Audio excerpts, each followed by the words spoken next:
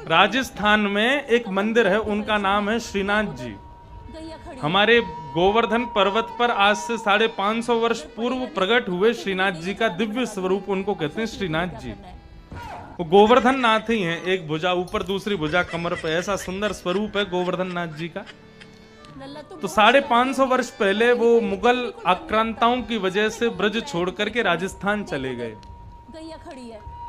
तो वहीं श्रीनाथ जी के मंदिर में, ठाकुर जी के बगल में ही मंदिर में छोटे से इतने बड़े गोपाल जी विराजते हैं, अंगूठा के बराबर के लड्डू गोपाल। उनको कहते हैं नवनीत प्रिया।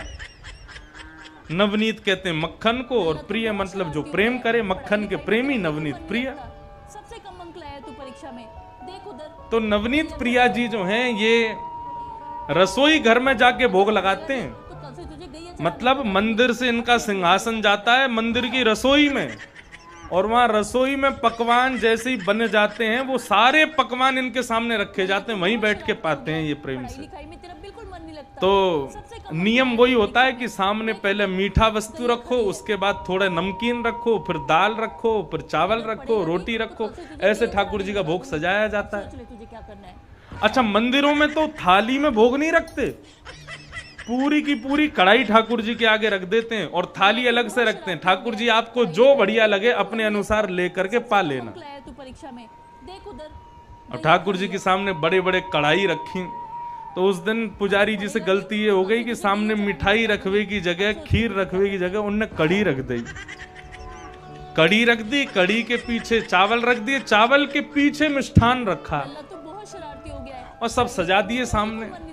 और सजा करके रसोई घर की किवाड़ लगा के 45 मिनट का भोग लगता है। 45 मिनट के लिए पुजारी जी चले गए। 45 मिनट बाद जैसे ही पुजारी जी भीतर आए तो क्या देखा, सिंहासन पर ठाकुर जी है ही नहीं। ठाकुर जी है ही नहीं वहां पर। पुजारी जी बोले, अरे भैया ठाकुर जी कहाँ गए? पूरे मंदिर में हल्ला है, वो सब इकट्ठे है गए, ठाकुर जी कहाँ चले गए?